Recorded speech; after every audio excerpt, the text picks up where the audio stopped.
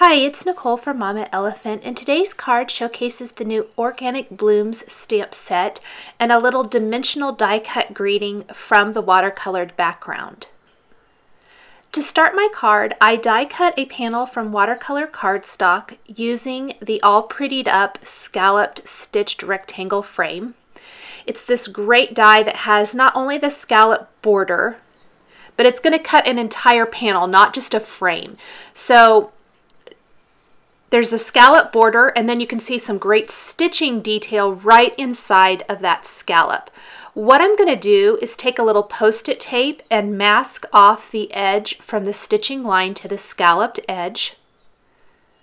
And then I'm going to stamp my image coming in off of that right bottom corner of the panel. I'm going to use a little bit of a powder tool first so that the embossed area or the embossing powder sticks only to the stamped image.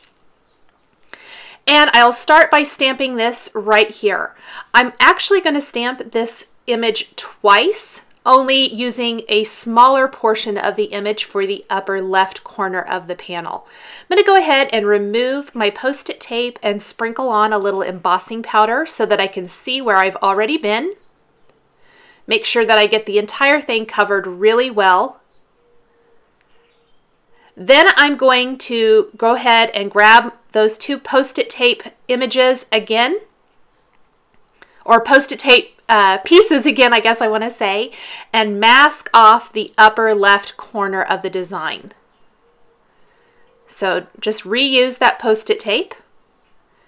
Again, grab my image. I'm only going to ink up that area that I'm actually going to stamp, and then stamp one of the blooms coming in from that left corner. I'm going to remove all of that and then sprinkle on my embossing powder, tap off the excess, and then heat that. Next, I'm going to grab some of my distress inks and start coloring in these images. The embossed areas are going to create really great little wells for the watercolor. Really helps keep the watercolor right inside of the image so that it doesn't migrate outside. I'm starting with a really nice color wash of the Victorian Velvet Distress ink. One of the things about this particular card is I used some distress inks that I've had forever but not really used a lot. I've had them in my arsenal and just haven't used these particular colors, and I'm not even exactly sure why. I love the Victorian Velvet and Aged Mahogany together to create really beautiful pink flowers. I'm just going to keep building up that color, definitely adding some darker color here and there to really give some nice dimension to the floral, then letting it all air dry. I really am a huge fan of allowing watercolors to air dry as opposed to hitting them with a heat tool. I think the effect is just so much more natural. For the leaves themselves, I did start with some crushed olive, and I really felt it was just too yellowy or light, but I do like it as a base color. So I did lay down that whole color and really went over most of the leaf with the peeled paint distress ink.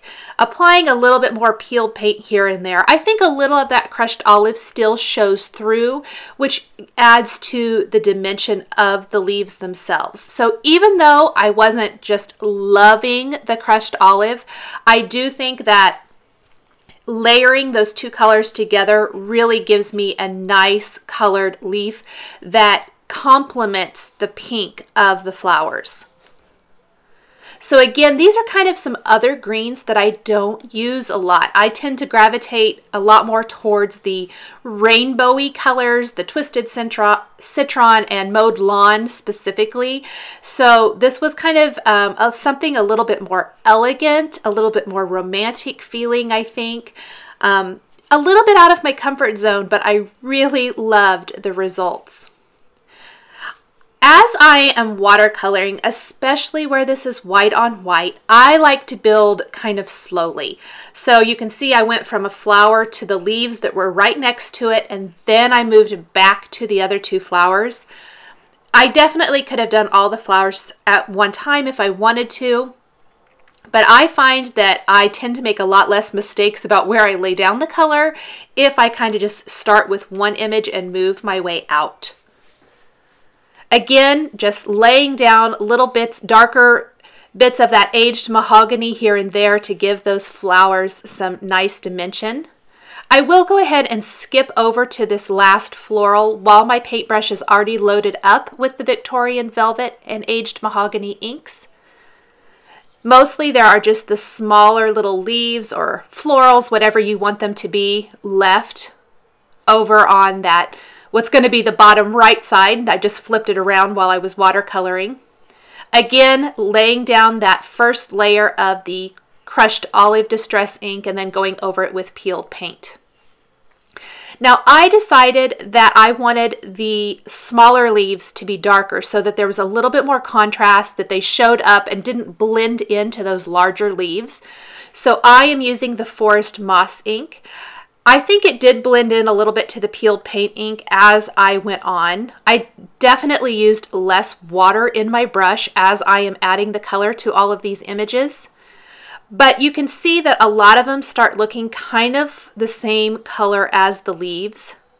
So after I have filled them all in, kind of given them that base color, I guess I might want to call it, I did go back, added more Forest Moss ink to my acrylic block and went over all of these images again, or at least parts of them, pulling in more of that dark so that they really pop. You can see here that now they're definitely showing a different color than those larger leaves. I'm going to set this aside to completely dry now. You definitely want it to be all the way dry before you do anything else. I'm going to stamp my greeting from the Organic Blooms stamp set that says "You're Beautiful" on another piece of watercolor cardstock and then trim this out. I did trim down both long sides with my paper trimmer, and then I took my scissors and trimmed those two short ends, leaving a little bit of a white border all the way around. I'm also going to grab a piece of fun foam that already has Stick It on both sides. This is a scrap from another project, but it works great for die cutting the Hello Script die from Mama Elephant. This is going to give me that great raised dimensional greeting. Again, once my watercolored panel is completely dry, I'm going to take Post-it tape, position the Hello Script greeting, and die cut that. Now, one thing to keep in mind, there's really one thing that was hard for me, I guess I want to say, is that I was afraid of making a mistake and all that watercolor work going to waste. So I was really careful to make sure I taped that exactly where I wanted it to die cut. Then you want to peel all the pieces away really carefully because you want to keep those inside pieces. Only the actual word hello is going to be raised or dimensional. All those little inside pieces are going to be glued back down inside so that you don't lose any of that floral watercolor design. I adhered my panel to a card base, and then I'm going to carefully remove all of those inside pieces from the foam adhesive from the Hello Script word because I don't need any of those. Just using a piercing tool to pop those out. I'm going to remove the Stick It from the back of the fun foam and carefully replace the fun foam die cut greeting into the area where I've die cut the word. So I'm sorry that my head got in the way a little bit, but I was trying to make sure I got this lined up exact and perfectly. Just working that adhesive right into each of those die cut areas. Then I can go ahead and peel off the other side of the fun foam, or the Stick It from the fun foam. And I'm going to replace the word hello. You could pop out all those inside pieces, or you could pop them out later like I did here. If I was doing this again, I would have popped them out first. I had to use a piercing tool to pop them out so that I could apply a little glue to put those pieces back in. So I definitely would recommend taking those out before you adhere the greeting to the card. But you can see how it's a raised hello now through that great floral design. adding little dabs of glue here and there. I'm going to pop out the rest of these little pieces, which was really kind of a trick. But I did get them all out, added some glue there to each of them, and then replaced all those little inside pieces. I actually had to peel that one up, but that's okay. Finally, I'm going to add that little stamped word from the Organic Blooms stamp set, and I'm going to position it right there underneath the word hello, and that is going to finish off this dimensional die cut greeting watercolored background card. Thanks for joining me for this card showcasing the Mama Elephant Organic Blooms stamp set. The supplies I've used are listed and linked below the video on YouTube.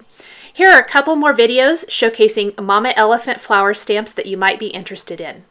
Thanks for watching, and we'll catch you next time.